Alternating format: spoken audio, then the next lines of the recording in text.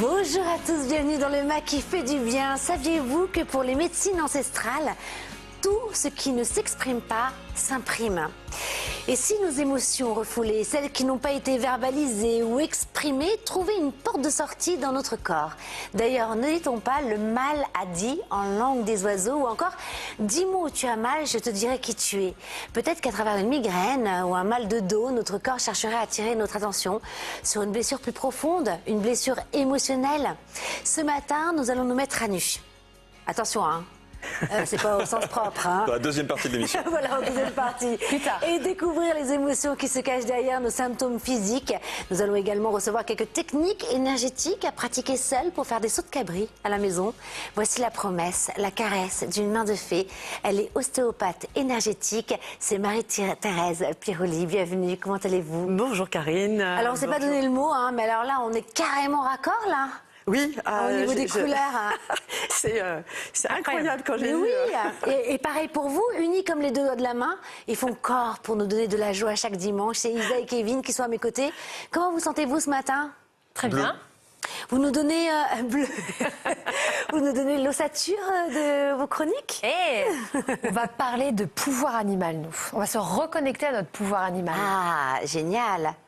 Toujours à travers une guidance. Hein. Toujours. Mais il paraît qu'il y a 90% des gens qui ne savent pas écouter leur intuition. Mais on va essayer de remédier à ça en parlant de l'intuition du corps. Oh, eh bien, tout un programme. Merci. À tout de suite. À tout de suite.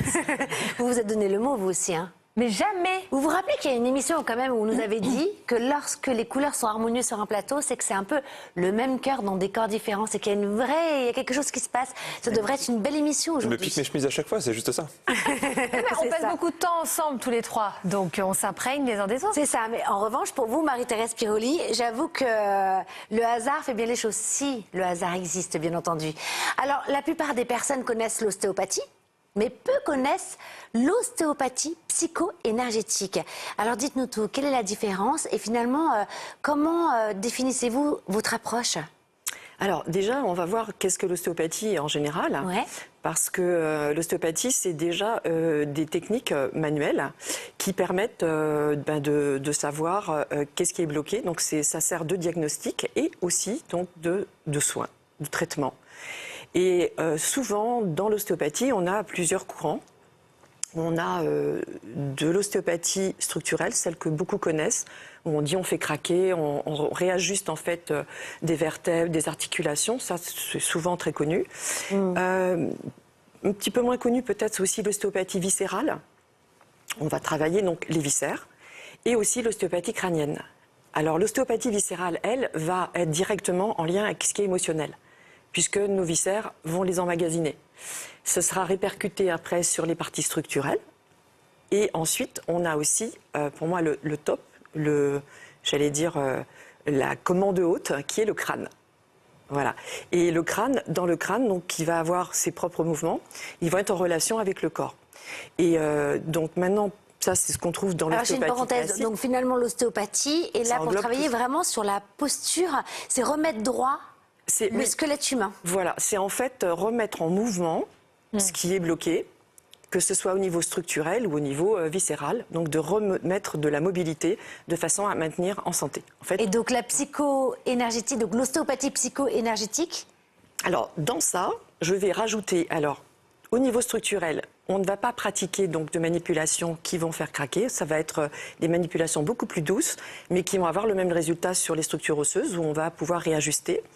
On va aussi, donc ostéopathie, psycho, parce que le corps est aussi la mémoire de toute notre histoire.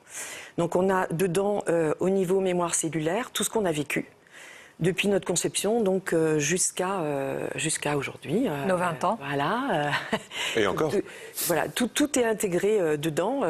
Et à partir de là, donc on va déterminer dans le déblocage de l'mémoire cellulaire des émotions qui ont été verrouillées. Et c'est ça qui est extraordinaire, c'est que vous dites que vous dégagez les mémoires cellulaires rien qu'en travaillant sur finalement le squelette. Vous allez voir, c'est impressionnant parce que je vais me confier, j'ai vécu une séance avec vous il y a de ça quelques jours et j'ai été bluffée sur cette technique et aussi votre approche qui est très intuitive parce que Voilà, ouais, c'est fou. Hein. Je trouve que de plus en plus de thérapeutes sont clairvoyants, soit clairaudients, entendent des voix qui peuvent leur permettre d'être guidés, des véritables guérisseurs qui se servent de leurs facultés extrasensorielles pour faire du bien aux gens. Donc je trouve ça extraordinaire. Oui, disons que le corps va parler, quoi. Et à force de travailler, ça développe effectivement ce que moi j'appelle les extrasens. Donc bien sûr, quand on fait avec les mains, c'est du clair ressenti. Parfois, le corps va me donner des images aussi du genre n'êtes-vous pas tombé que lorsque vous aviez 5-6 ans sur un toboggan, vous êtes tombé sur le dos, parce que j'ai l'image que le corps m'envoie. Donc oui, il va y avoir des choses qui vont être en lien avec ce que le corps va débloquer. Et c'est en débloquant que les images sortent, quoi. On va dire ça comme ça. C'est passionnant. 40 pratiques pour dialoguer justement avec son corps et retrouver l'équilibre. Hein. C'est vraiment tout le thème de votre livre. Avant de découvrir le meilleur de cette pratique, hein, je vais reprendre le titre de votre livre. C'est « Le corps messager de l'âme ». Finalement, ce que vous êtes en train de nous dire, hein, c'est que le corps imprimerait des blocages émotionnels, des blocages refoulés, hein, ou des émotions refoulées, et donc qui ferait que par extension en découleraient des douleurs physiques, voire même des maladies. Comment l'expliquez-vous ? Alors, il y a déjà aussi, en premier lieu, les traumatismes physiques. Les chocs, les accidents, les fractures, ça aussi va avoir une incidence. Donc, on est là aussi donc, pour la première partie ostéopathie, donc c'est bien de restaurer ces choses-là. Ensuite, on va avoir le côté émotionnel qui va être imprimé dedans et qui va conduire à des verrouillages donc, d'organes qui sont en lien avec l'émotion en question. On va dire en médecine traditionnelle chinoise que le foie, c'est l'organe de la colère rentrée. Donc, et colère rentrée, ça va être imprimé parce que la colère est rentrée. Si la personne avait pu exprimer ses colères, il y aurait peut-être eu moins de blocage du foie. Ensuite, on va dire les poumons, l'organe de la tristesse. On va dire aussi, voilà, j'ai mes émotions que j'ai gardées, que j'ai enfermées.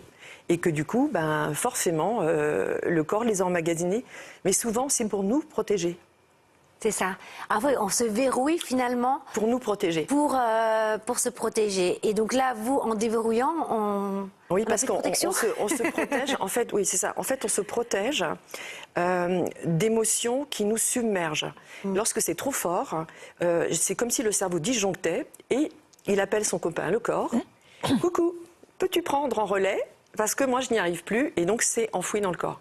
Donc, lorsque on travaille donc, avec cette ostéopathie psycho-énergétique, on va débloquer donc, effectivement des mémoires cellulaires. Donc, il va y avoir des choses qui vont remonter, mais uniquement à la vitesse où le corps le permet. C'est-à-dire que lorsqu'on va commencer à travailler, le crâne, je n'ai pas parlé de la partie crânienne, donc dans cette ostéopathie-là, le crâne, pour moi, est la cartographie du corps. Donc, on va s'en servir pour, au départ de la séance, voir ce qui est bloqué et ça va tout de suite nous diriger sur les traitements qu'on a à faire. Mais c'est le crâne, par le biais du crâne, que le corps va nous transmettre ce qui est à traiter aujourd'hui, le jour où vous venez. Mais c'est ça qui est intéressant, parce que le jour où je suis venue, ce que je veux. Voilà. C'est ça. J'avais vécu justement un événement juste un peu avant, qui m'a un peu bouleversée. Et finalement, vous m'avez dit tout, vous m'avez accueilli avec le sourire, avec beaucoup de chaleur humaine, et vous m'avez dit, mais c'est pas un hasard.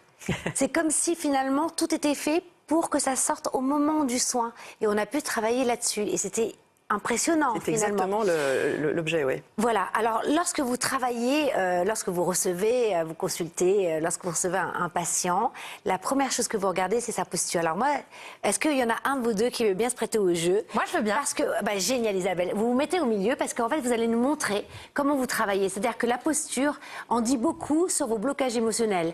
Racontez-nous, qu'est-ce que vous voyez, par exemple, sur la posture d'Isabelle? Alors, au départ, je me sers, j'allais dire, de la posture, c'est plus pour le patient que pour moi. Je vois déjà beaucoup de choses quand la personne rentre. Ah. Voilà, la raison pour laquelle après je fais mettre debout et je fais constater comment les personnes se positionnent, c'est surtout pour que elles-mêmes se rendent compte de la posture qu'elle a, de ce qui est verrouillé, comment est positionné le corps, parce qu'à la fin de la séance, je voudrais qu'elle recompare. Et évidemment, la posture est complètement différente. Ah oui, moi j'étais impressionnée. Voilà. Ma posture, j'en ai comme ça. C'est plus pour la personne en fait. Parce que moi, quand je vais avoir le crâne, je vais avoir la même chose. Mais alors dites-nous, Alors quand même. là, par exemple, alors c'est un petit peu gênant parce que Attends, je disais, je vais montrer, voilà, là. il y a un pantalon large. Alors Oui, normalement, il faut voilà. qu'on soit, on est en soit chez moi, on vient en Ok, legging, auquel cas ça ne me gêne pas du tout et je peux voir. Voilà, maintenant avec la mode des pantalons assez larges, je suis obligée de les faire enlever parce que je vois rien.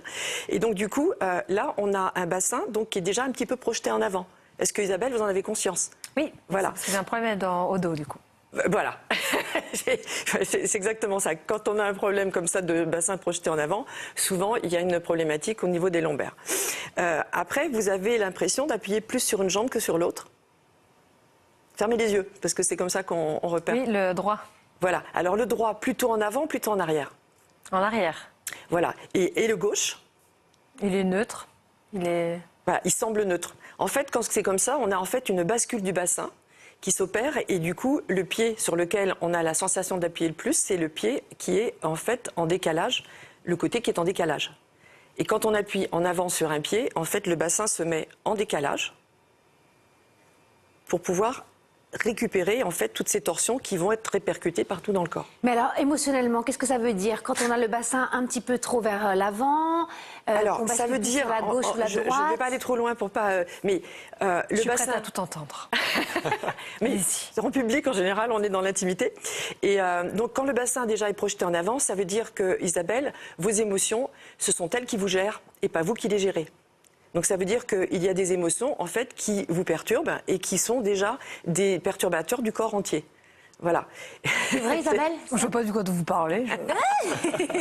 Bon, Ah, si, ceci dit, c'est quand même Oui, c'est humain. le lot Bah oui. de tout le monde. Nous sommes des êtres émotionnels avant Tout à tout. fait. Le tout, c'est de savoir, à certains moments de nos vies, les émotions sont trop fortes. Et du coup, le bassin est projeté en avant parce qu'on se verrouille et on se protège. Exactement. Voilà. Et quand le bassin est Ouais, projeté en intéressant. avant, on parlait des lombaires tout à l'heure. Donc ça veut dire que les lombaires sont creusés. Et pour compenser ces lombaires creusés, on n'a pas d'autre choix en fait que de fermer les épaules. Et quand on ferme les épaules, qu'est-ce qu'on fait? En fait, on se ferme le cœur pour se protéger. Donc il y a une... Ah, mais ça, c'est vous, ça, Isabelle. Non, Un mais peu en quand plus, même. moi, je suis Pas avec très- moi, Je mais... suis très sensible à cette notion de blocage égale protection. Et là, clairement, ce que vous me dites, mon ostéopathe, à chaque fois, me le dit. Donc, je C'est suis pas du tout génial. étonnée, Non, mais c'est quoi. fou de voir. Merci beaucoup, Isabelle, de vous Merci à être vous. prêtée au jeu. C'est intéressant. Alors, il y a aussi le côté gauche et le côté droit, ça aussi. Oui. Qu'est-ce que ça représente? C'est-à-dire que si je suis plus en bascule sur le côté gauche, qu'est-ce que ça veut dire par rapport au côté droit? En fait, c'est surtout par rapport au manque d'appui. Moi, c'est ce qui va D'accord. qui va être important pour moi et qui va déterminer, en fait, alors dans mon système, le côté droit est l'appui paternel, l'appui masculin, en fait, sur le masculin. Donc, la première figure du masculin dans nos vies, c'est notre père. Et donc, quand on a un bassin qui bascule, comme ça, et qui est en manque sur le côté droit, vraisemblablement, à différents épisodes de la vie de la personne, il n'y a pas d'appui paternel.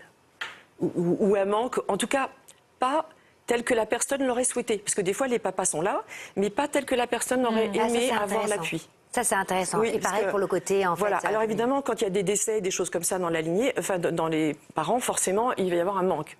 Mais des fois, il y a des parents présents, mais qui ne s'occupent pas de leurs enfants comme l'enfant le souhaiterait. Et du coup, ça fait comme si il y avait eu un absent et pas d'appui.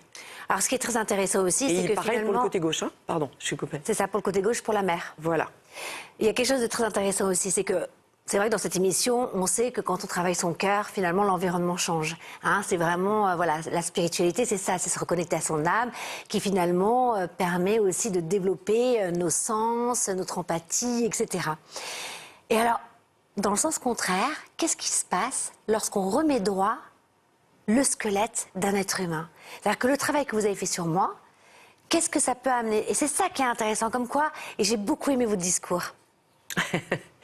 En fait, le fait de remettre dans l'axe, parce qu'il s'agit de ça, il faut savoir que notre colonne vertébrale est notre axe de vie. Et donc, le fait de remettre droit, ça veut dire que quelque part, au niveau énergétique, on recapte à nouveau les énergies descendantes et montantes qui vont nourrir donc notre corps, parce qu'on a aussi besoin de ça. Et deux, ça va permettre aussi peut-être de se connecter à des plans supérieurs. C'est-à-dire que lorsqu'on est arrêté dans nos corps par des blocages physiques, traumatiques ou émotionnels, on va avoir des arrêts qui vont nous empêcher peut-être justement d'arriver à cette ouverture de cœur qui peut nous permettre d'aller vers l'autre et de rayonner. Voilà. Et d'ailleurs, c'est fou parce qu'après la séance, j'avais l'impression d'avoir du plomb dans les pieds d'un coup. L'ancrage. Et voilà, l'ancrage, exactement. Et puis c'est comme si, pourtant, j'ai l'habitude de travailler intérieurement pour devenir meilleure, etc. Mais là, j'ai senti que j'étais... j'étais replacée comme une douche de lumière, hein, vous voyez ce que je veux dire? C'est comme si d'un coup on recaptait, comme vous disiez, les énergies du ciel et de la terre. Et ça, c'est quand même assez formidable. Donc vous êtes en train de nous dire que c'est important aussi, vous le disiez, la matière. Il faut travailler, dites-nous ça, c'est assez Oui, important. parce que ce qui est très important, alors on peut parler d'énergétique ou de choses comme ça et de spiritualité. Voilà.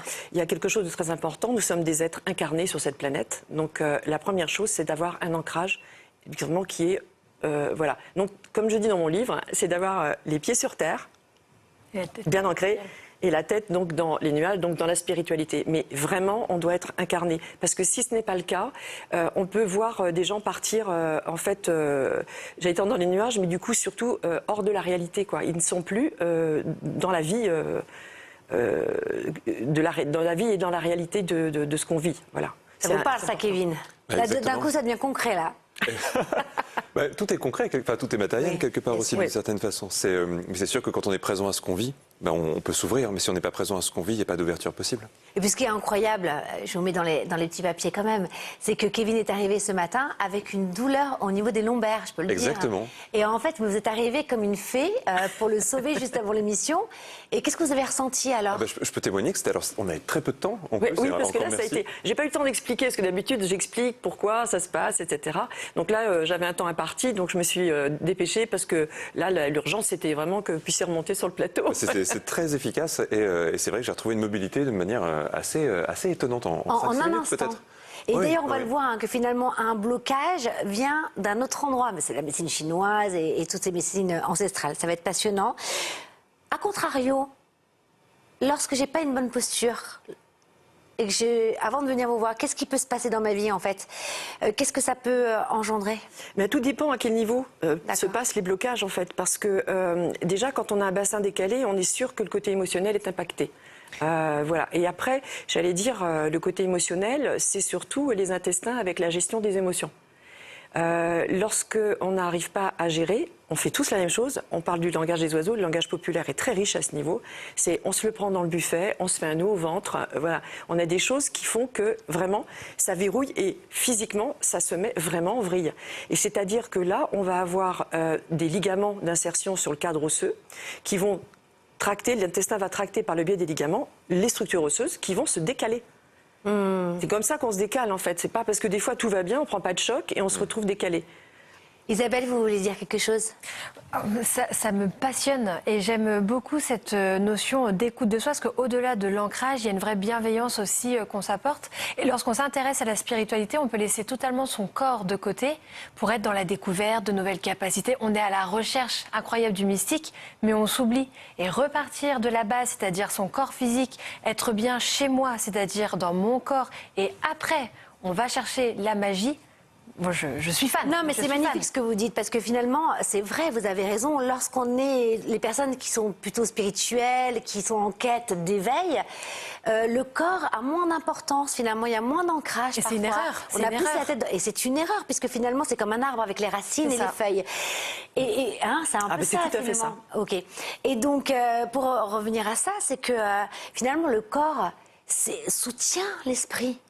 Mais c'est chez nous, en fait. Qu'est-ce que vous en pensez? Complètement. Voilà, c'est un véhicule, parce que moi, dites-moi ce que vous en pensez. J'avais parlé avec c'était avec Issa Padovani, un thérapeute que j'adore, et qui disait qu'en fait, aujourd'hui, lorsqu'elle parlait à son corps, elle le considérait comme un être qui ne lui appartenait pas, en fait. Vous voyez ce que je veux dire ou pas?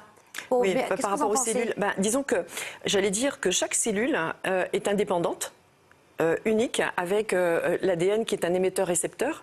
Donc en fait chaque cellule vit, mais l'intelligence qu'elles ont, c'est qu'elles fonctionnent dans le bien du tout. Elles sont toutes connectées les unes aux autres.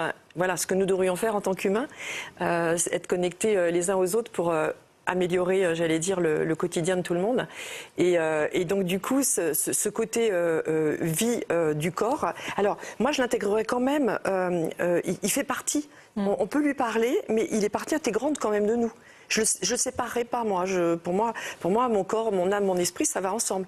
Et le but, j'allais dire, de cette ostéopathie psycho-énergétique, quelque part, en utilisant l'énergétique aussi, le psycho-émotionnel, c'est de réaligner la personne pour qu'elle reconnecte ce qu'elle est vraiment. C'est-à-dire une dimension qui est beaucoup plus subtile, beaucoup plus dans la joie. Et je pourrais dire que un baromètre important, c'est sommes-nous joyeux, quoi? Ah. Mais vous voyez, ce que me disait justement Issa Padovani, c'est que le fait de considérer finalement le corps comme une véritable entité quelque part, c'est comme on ouvre le frigo. Si c'est mon mental, mon esprit qui ouvre le frigo, il a peut-être envie de chocolat, etc. Alors que si on écoute aussi notre corps et qu'on lâche le mental, eh ben, il va peut-être être attiré par les aliments qui vont bien. Qu'est-ce que vous en pensez? Oui, c'est sûr. Et donc, c'est faire un peu la différence. Voilà, et j'ai trouvé ça hyper intéressant. Bien sûr qu'il y a une non-dualité, une inséparabilité, mais c'est important aussi de le considérer comme le véhicule qui porte l'esprit. Oui, tout à fait. C'est-à-dire que là, pour moi, c'est ce qu'on va faire, donner la parole à l'inconscient. Donc, ce qu'on est en fait en global, c'est-à-dire que la partie consciente est une partie. Et l'autre partie, en fait, va être le corps qui englobe aussi le conscient. Et écoutez, en fait, on va revenir sûrement peut-être à ce qu'il y avait, mais écoutez les besoins du corps, les ressentis du corps. C'est aussi faire partie de cette grandeur qu'on est. Merci. Isabelle, eh bien, c'est le moment de retrouver votre chronique et de nous mettre un peu de pommade. Justement, on en a besoin pour le corps.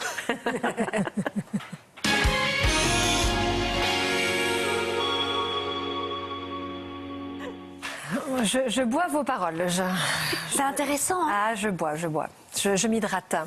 On va changer un petit peu de sujet puisque là, on va parler des animaux de pouvoir et des animaux totems. Donc, ils sont issus de la sagesse amérindienne. Est-ce que c'est quelque chose qui vous attire? Est-ce que forcément vous y êtes sensible? Est-ce que vous connaissez votre animal totem? Il change selon en fait les périodes. L'animal de pouvoir, mais pas l'animal. Ah, cougar. Voilà. Je vous l'avais dit, je suis cougar. Mais c'est vrai. Non, mais ce qu'on fait les soirées le samedi soir ne compte pas dans les animaux totems. Hein. Non, mais je me rappelle, c'était Aigle Bleu. Mais vraiment, c'est un qui avait dit vous êtes cougar. Mais comment il sait? Déjà, ça s'appelle Aigle Bleu. Tu es sensible un peu à ça ou pas du tout? Ouais, moi j'ai beaucoup travaillé avec un personnage qui s'appelle Steve Gallegos qui se travaille sur les animaux totems. Ça me passionne beaucoup. Et tu connais le tien? Alors dans cette tradition, il y en a 7 pour le coup, donc c'est une tradition un peu différente. D'accord. Mais du coup, je sais pas lequel choisir quand tu me dis. On est compliqué ce matin. Arrêtez. Et vous? Alors, j'en ai entendu parler, je ne sais pas. Mais c'est quelque chose qui m'intéresse parce qu'il y a quelque chose que je sens en moi qui est vrai dans ce côté animal totem, animal qui pour moi c'est quelque chose qui est en nous et qui nous conduit. Attention, vous avez une baleine dans votre... et vous adorez les baleines. Vous en avez mis une dans votre salle.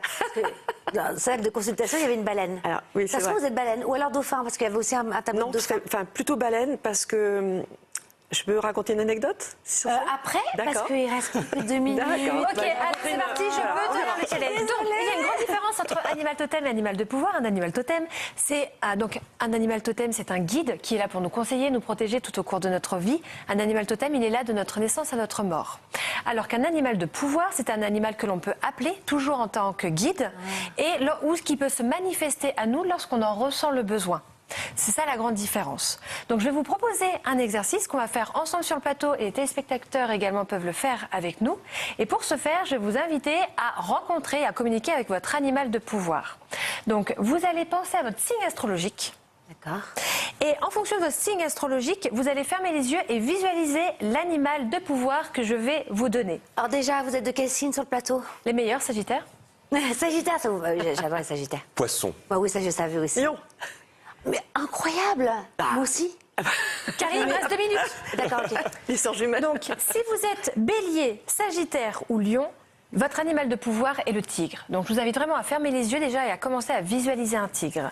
Si vous êtes Taureau, Capricorne ou Vierge, votre animal de pouvoir est la taupe. Si vous êtes Gémeaux, Balance, Verseau, votre animal de pouvoir est l'oiseau. Et si vous êtes Scorpion, Cancer ou Poisson, votre animal de pouvoir est la baleine. Donc, visualisez vraiment cet animal et accueillez vos ressentis pendant que je vais vous transmettre une guidance. Donc toujours les yeux fermés. Donc et qu'on retrouve d'ailleurs, on va retrouver aussi On le retrouve à l'écran, pour ceux qui veulent faire un petit screenshot. Voilà, Incroyable. Une capture d'écran. Cette organisation est juste incroyable.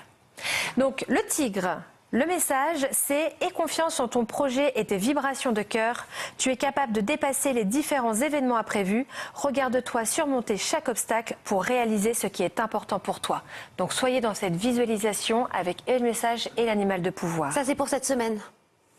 C'est dès que vous en ressentez le besoin. Si dans 6 mois vous regardez le replay, refaites-le, c'est que c'est la synchronicité pour. Génial. La taupe. J'ai pas fini, il m'en reste 3. Je sais. Donc la taupe, une opportunité est à ta porte, mais une partie de toi la repousse car tu as peur du renouveau, du changement et de l'inédit. Accueille les surprises, fais confiance aux événements extérieurs. Cela va t'aider à réaliser de très belles et de grandes choses. Pour l'oiseau. Actuellement, ton intuition t'envoie de nombreux messages par tes rêves. Visualise ton dernier rêve marquant. Quel était son message? Comment peux-tu avancer en faisant confiance en ton potentiel intérieur? Et enfin, la baleine, et je pense qu'il y a un message pour vous, parce que vous en avez parlé. Une situation te perturbe car tu sais que quelque chose est caché. Visualise cette situation et regarde les détails. Que vois-tu au-delà de ce qui est montré? Cela va t'aider à faire confiance en ce que tu ressens et ce que tu observes. Donc, prenez le temps de visualiser l'animal, la guidance. Et tout va bien se passer. Merci Isa, c'était génial. On se retrouve dans quelques secondes. On fait une petite pause et puis après on va continuer d'explorer les émotions et comment notre corps nous parle. À tout de suite après une toute petite pause, le temps d'apaiser une trop grande surcharge émotionnelle avec Isa et Kevin sur le plateau.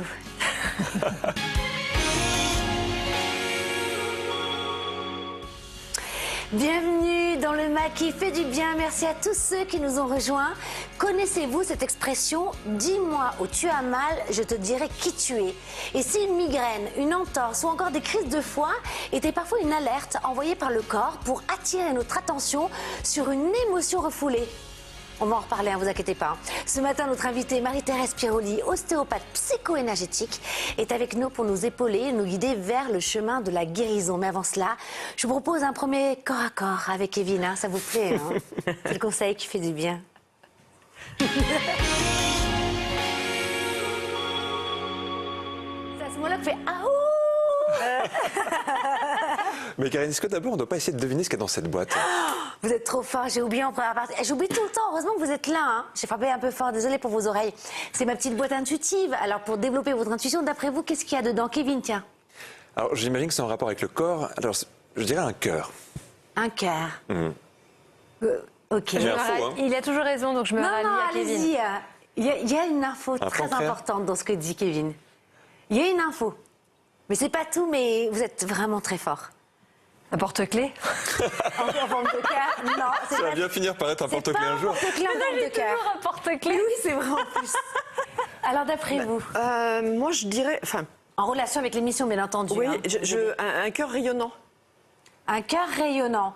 Oui, de toute façon, tous les cœurs rayonnent. Mais en avec un visuel, cœur. je sais pas. C'est vrai. Ça aurait Comme s'il y avait pu. des rayons. Ouais. Oui, un peu comme d'ailleurs vous. Du coup, je suis obligée de montrer parce qu'à la fin de votre livre, le corps messager de l'âme, vous allez voir, c'est génial. Et je l'adore, je vous le montre, regardez. Oui. Vous avez vu ça, vous? Voilà, oui, c'est ça. Moi, j'ai Vous vu avez ça. cru en fait que j'allais demander à la technique de me trouver un cœur comme ça? Non, J'aurais pu, c'est vrai, mais non. Isa, non, alors non, toujours Un porte-clés. rien. C'est pas un porte-clés non plus. Donc on a déjà une info, c'est le cœur. Alors justement, parce que la rubrique porte sur l'intuition aujourd'hui. Donc on va voir si ça aide les personnes à trouver ce qu'il y a dans la boîte. Allez-y. Mais on va parler de Quel l'intuition enchaînement. Exactement. Mais surtout, on va parler de l'intuition du corps aujourd'hui. Vous savez qu'on dit qu'il y a plusieurs formes d'intuition. Il y a l'intuition des pensées, c'est quand on a des idées qui nous viennent, des perceptions qui nous viennent comme ça, on pense à quelque chose, on pense à quelqu'un. Il y a l'intuition des émotions, quand tout d'un coup on a une émotion qui nous guide, qui nous dit que c'est bien, que c'est pas bien. Et puis il y a aussi l'intuition du corps, comme si le corps pouvait vraiment communiquer avec nous-mêmes. Et ça correspond vraiment à ce qu'on échangeait tout à l'heure. On pourrait voir notre corps finalement comme le réceptacle de notre part inconsciente. Il y a notre part consciente qui résonne, qui pense, et puis il y a notre part inconsciente qui ressent et qui éprouve. Et en fait, comme dans notre éducation, on cultive beaucoup la part consciente, eh bien quelquefois on a tendance à s'écarter un petit peu de l'intelligence de notre corps. Et j'avais 2 définitions d'intuition à vous proposer. Je ne sais pas laquelle vous allez préférer. Il y en a une qui vient de Platon. Platon disait L'intuition, c'est la saisie immédiate de la vérité du monde par l'âme indépendamment du corps. Oh non, mais attendez, on est à 9h30 du matin. Je suis sûre qu'on a chopé juste la première partie de la phrase. Plus lentement. La saisie immédiate de la vérité du monde par l'âme indépendamment du corps. D'accord. Et on a Épicure qui dit exactement l'inverse. Qui dit c'est la saisie immédiate de la réalité par le corps indépendamment de l'âme. Ok. Donc on va être plutôt épicurien ce matin. Moi, je serais plus épicurienne, oui. Oui, c'est ce que En tout cas, pour interroger le corps. Alors, il y a une petite technique qu'on peut tous et toutes faire pour se connecter à l'intuition du corps et en faire quasiment une sorte de boussole. Vous savez, il y a des gens parfois qui utilisent des pendules. Et les pendules, notamment, ça va amplifier les petits micro-mouvements du corps. On se pose une question, notre corps nous répond, et puis la chaîne avec le pendule, ça va amplifier un petit peu ce mouvement, ça va nous permettre de le lire. C'est ce que fait Isabelle, vous savez. Exactement. Vous auriez pu la Vous venez vous auriez pu d'inventer la là. nommer. Alors, si vous voulez un pendule, mais en tout cas, peut-être qu'on peut aussi le faire avec une boussole intérieure. La première étape, ça serait de se poser une question, et on peut tous le faire en même temps, c'est D'accord. où serait le centre de mon corps? Ok, donc Et- là, on pense, même vous qui nous regardez, hein. Oui, on peut vraiment faire l'expérience ensemble. Peut-être avec une de vos mains, comme ça, laissez votre corps vous attirer votre main jusqu'à l'endroit qui serait le centre de votre corps. Pas le centre au niveau de votre poids ou de votre centre de gravité, mais le centre qui attire votre attention. Ok, ça c'est la première étape. Maintenant, vous allez visualiser une couleur à cet endroit, peut-être une boule de couleur à cet endroit. Laissez vraiment la couleur que vous voulez venir. Fiez-vous justement à un premier ressenti intuitif comme celui-là. Et puis, vous allez demander à votre corps de répondre par rapport à cet endroit-là, par rapport à la sensation que vous éprouvez dans cet endroit-là. Vous allez demander à votre corps de vous montrer ce que serait une réponse oui. Demandez-lui et soyez attentif à tous les signaux qui viennent. Est-ce que ça se contracte? Est-ce que ça s'adoucit? Est-ce que ça donne une sensation de rotation? Est-ce que ça picote? Et on va dire que ça va être la réponse oui. Maintenant, demandez à votre corps de vous montrer ce que serait la réponse non. Et soyez ouverte à tout ce qui vient, jusqu'à ressentir quelque chose qui est une sensation un peu différente. Et maintenant, demandez-vous ce qui est dans la boîte. Bon. Génial. Bah, posez-vous une question importante dans votre vie en vous disant tiens, j'aimerais avoir une intuition par rapport à ça, qu'est-ce que mon corps me dit? Et puis essayez de ressentir, est-ce que la sensation qui vient va plutôt vers le oui, va plutôt vers le non, ou est-ce qu'elle reste neutre, ce qui peut arriver aussi. Et normalement, ça commence à vous donner une première impression. Et notamment, par exemple, quand on a une sensation, une douleur ou quelque chose comme ça, on peut poser des questions et laisser notre corps nous dire quelque chose et nous répondre. Magnifique. Finalement, c'est l'intuition à travers le corps. Et j'imagine que ça a plein de points avec ce que vous faites. Bah oui, complètement. Mais d'ailleurs, vous ne travaillez que comme ça, hein. Alors, on va continuer justement à explorer votre travail, qu'on retrouve d'ailleurs dans le corps messager de l'âme, hein, que j'ai dévoré. Mais franchement, il est hyper intéressant. C'est très pratique et ça nous reconnecte véritablement à ce lien entre ces émotions refoulées qui pourraient, par extension, provoquer soit des maux physiques, des douleurs et parfois même des maladies. Alors, on a vu en première partie, donc, la première chose que vous regardez chez une personne pour la remettre droite, hein, pour remettre le squelette droit, c'est la posture. Et la deuxième phase, le second acte, c'est le scan du crâne. Alors ça, c'est votre spécialité. Vous avez ramené Victor. Oui. Alors j'espère que, prévenez vos enfants, Victor Va est bien. en plastique. Il va bien. C'est un ami, hein, de Marie-Thérèse Piroli. Vous nous le montrez. Voilà. Et alors, un montrez-nous, qu'est-ce que c'est un vieil ami. scan du... Un vieil ami, oui. Voilà, un vieil ami, oui. Voilà, c'est un crâne en âme. plastique indémontable, hein, donc pas de connotation qui fait peur, hein. Par contre, c'est extrêmement... il m'a beaucoup servi pour comprendre toute la mécanique du crâne, puisque j'ai besoin, moi, de voir en 3D. Donc, en démontant, j'ai pu comprendre comment fonctionnait le crâne, alors que sur les planches anatomiques, j'y arrivais pas. Donc, comment on se sert du crâne? En fait, quand la personne est allongée, on va mettre les mains, en fait, ici, qui va être l'écoute. Donc essayez Voilà. de le mettre plutôt en face, comme qu'on voit le crâne. Comme ça? Non, plutôt comme... Mettez-le, qu'on voit le crâne. Ah, voilà. Ah oui, comme ça. Voilà. Posez-le carrément sur la table. Là? Voilà, Comme par ça. exemple. Voilà. Mais en fait, je le mets comme ça parce que la personne est comme ça. Oui. Alors, Mais on voit moins. Mais on voit quand... Voilà, par exemple, comme ça, c'est parfait. voilà. En fait, normalement, c'est comme ça, hein, d'accord? Oui, on a compris. Oui, parce que, voilà. Donc, je me mets comme ça. et ensuite, lorsque je vais chercher déjà la première chose, je vais me repositionner sur les cervicales et de voir quel côté est bloqué. Donc, c'est ce qui va me donner le côté que j'ai à traiter. Voilà. Et ensuite, à partir du cou, donc des cervicales, je vais tester différentes zones du crâne qui vont me donner en fait les zones du corps que j'ai à traiter. Et chacune des zones tourne un peu. Et chacune des zones, voilà.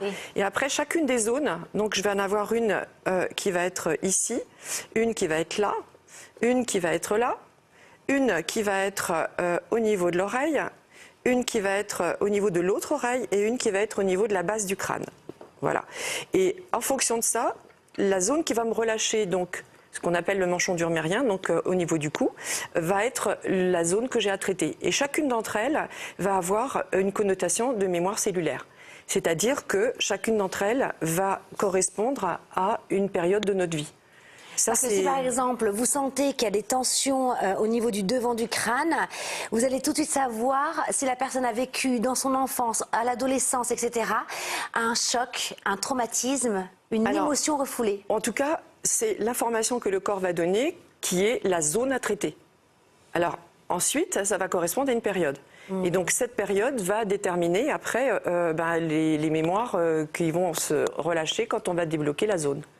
Ça, c'est hyper intéressant aussi, hein, parce que moi, je l'ai vu quand je suis venue vous voir. Ça, c'est important de le dire, parce que c'est vraiment un travail de celui qui m'a formé en ostéopathie sur la mémoire, qui est Pierre Hamon, et qui a vraiment mis au point ces techniques et de mémoire du corps. Et je trouve ça fabuleux, quoi. Bah, je trouve ça extraordinaire, parce que vous avez vu exactement, enfin, sans me connaître, en touchant mon crâne, vous avez pu, non mais c'est vrai, c'est fou, vous avez pu voir exactement ce que j'ai vécu dans mon enfance.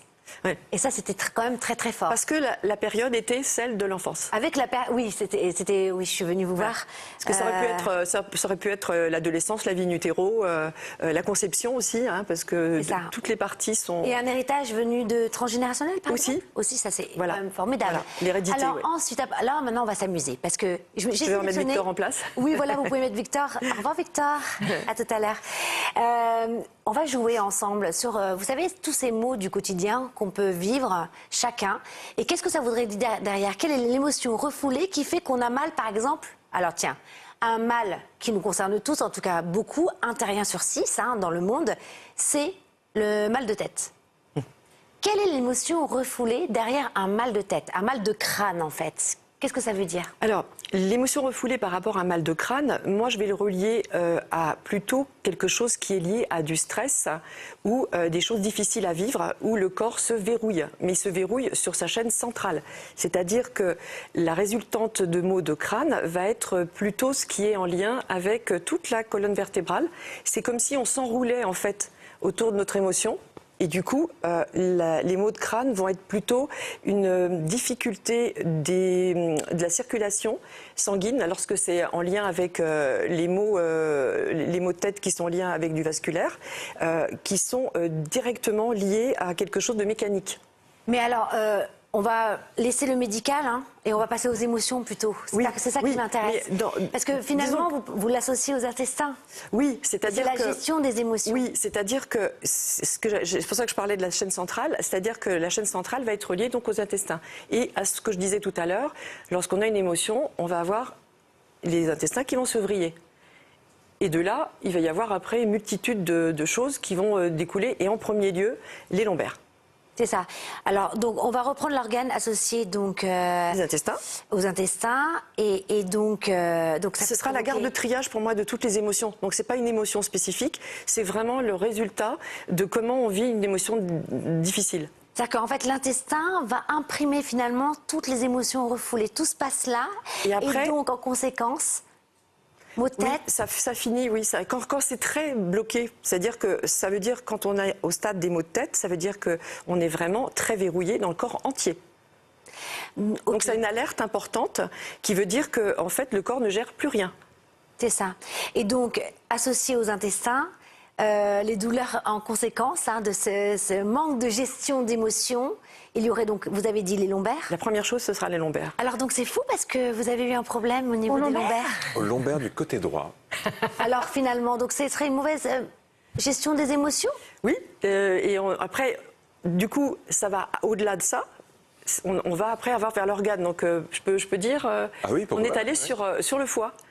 Donc le foie, donc la colère rentrée, c'est ce que je disais tout à l'heure. Alors ce qui est intéressant, c'est que sur le moment, ça n'est pas forcément révélé aux patients ce qui cloche. Ce que j'ai interrogé Kevin, il m'a dit non, a priori. Donc après, ça va faire son chemin. Et D'accord. voilà. Alors, il y a aussi, qu'est-ce qu'il y a encore associé aux intestins comme douleur? Il peut y avoir, vous m'avez dit, les sciatiques Oui. Mais et les maux d'estomac. oui, parce que j'ai expliqué tout à l'heure que lorsque les intestins sont verrouillés, on va avoir une bascule de bassin. Voilà. Et lorsque la bascule de bassin est enclenchée, vous avez des muscles en travers, au travers duquel passe le sciatique, qui sont qui vont inflammer le sciatique. Et donc on va avoir une sciatique, mais qui est liée à des émotions. Alors finalement, ok, maintenant j'ai compris que finalement tout se gérait au niveau des intestins. Ok, lorsque j'ai mal à la tête, les lombaires ou maux d'estomac, On va etc. réceptionner ici. Après, ce sera la. Voilà. Est-ce que il y a un moyen justement, voilà, pour Oui, faire du bien? J'ai mal à la tête. Est-ce que je peux travailler sur les intestins? Bien sûr. Et qu'est-ce que je fais? Eh bien, de la respiration. Alors, il y a un petit exercice tout simple de respiration, sans même, j'allais dire, calculer le temps, etc. Quand vous avez ce genre de choses, si les intestins sont bloqués, ça veut dire d'emblée que le diaphragme est bloqué. Et lorsque le diaphragme est bloqué, il ne fait pas son travail de massage des intestins, des organes qui sont dans le secteur.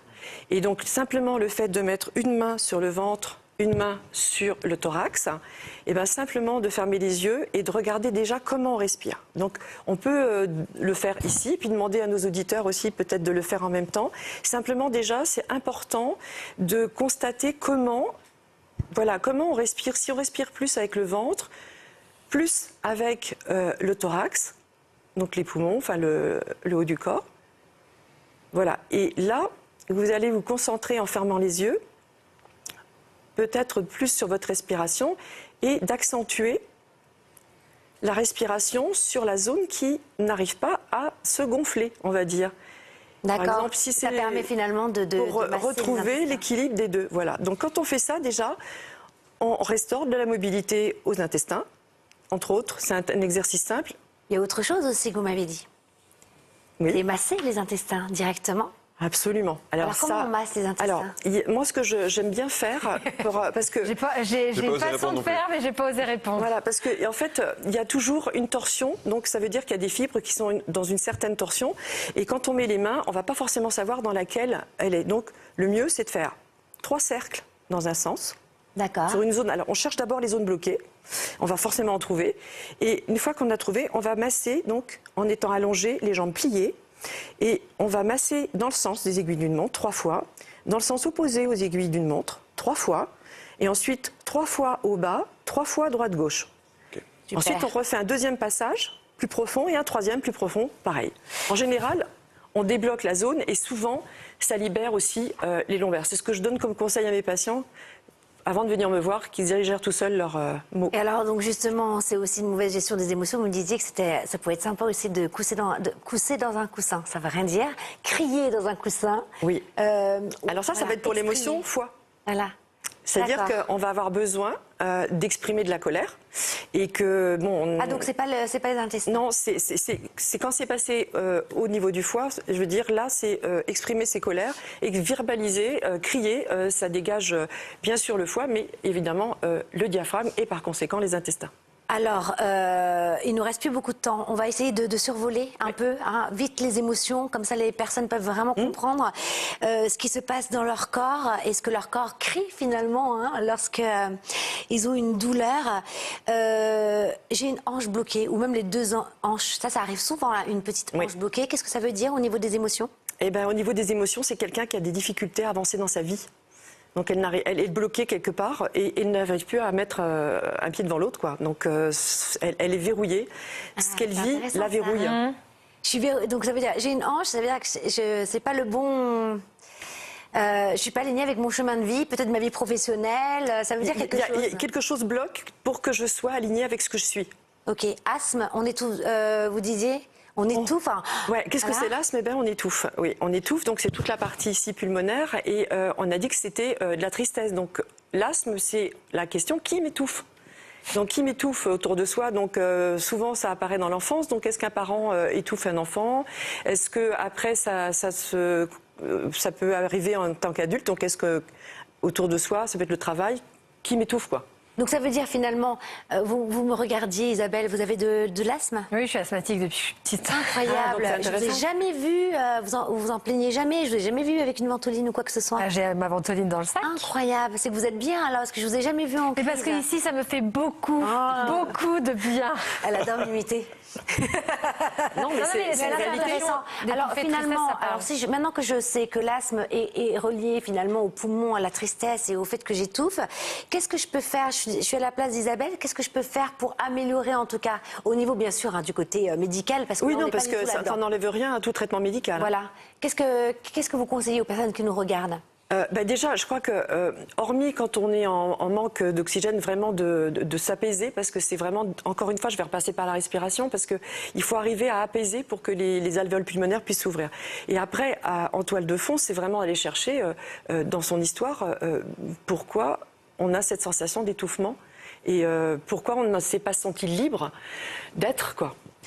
Alors aussi alors ça j'adore parce que vous parlez de l'orthodontie et que parfois on se réaligne les dents, mais finalement ça ne traite pas la cause. Pourquoi? Parce que ça ne viendrait pas finalement de l'alignement ou pas des dents, mais d'un autre endroit. Oui. Et qu'est-ce que ça veut dire au niveau émotionnel? Alors, en fait, chaque Ça c'est dent... hyper intéressant. Ouais, chaque Pour les dent- enfants par exemple. Oui, voilà. En fait, chaque dent a une correspondance émotionnelle. Hein. Il y a un livre qui est très bien là-dessus qui s'appelle Quand les dents se mettent à parler. Et donc, chaque dent va avoir un lien avec un organe et une émotion. Et donc, quand on a les dents qui sont en rotation, en avant, en arrière ou autre, eh bien, c'est relié en fait aux os crâniens. Et donc, quand les dents sont décalées, ça veut dire qu'on a des torsions crâniennes associées. Donc quand on réaligne les dents, c'est assez intéressant pour aider, pour peut-être soulager peut-être des fois des maux de crâne qui sont liés aux corrections, et bien de faire quelques séances pour améliorer ça.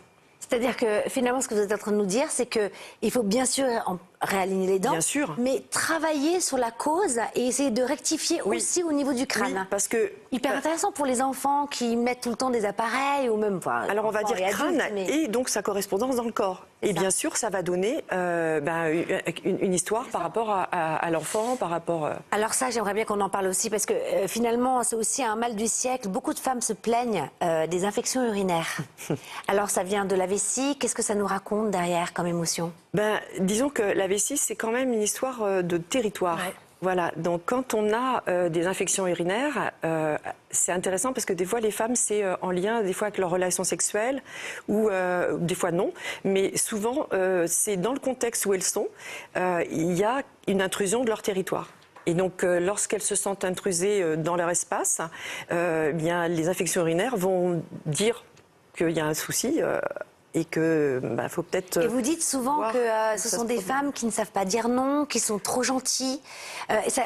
Non mais entendez, si vous Ouais. vivez ça, c'est parce que vous êtes gentil, c'est pas le contraire. Oui, c'est-à-dire Je trouve ça que. beau, Alors, quand ça même. vient de l'enfance, C'est encore une fois. déculpabilisant. Tout à fait. Ça vient de l'enfance souvent, et la manière dont on a été élevé. Alors, un enfant, pourquoi est-il gentil, mignon ou rebelle, hein, parce que c'est les deux facettes de la même chose. Pourquoi il est gentil, mignon? Parce qu'à la clé, il y a l'amour parental.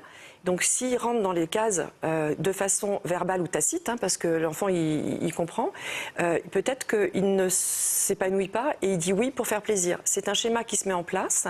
Et ensuite, dans la vie, c'est des personnes qui ont des difficultés à dire non.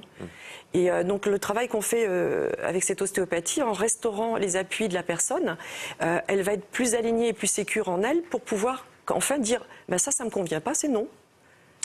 Alors aussi, lorsqu'on a des pathologies cardiaques, ça aussi, ça veut dire quelque chose au niveau des émotions. Vous avez une idée?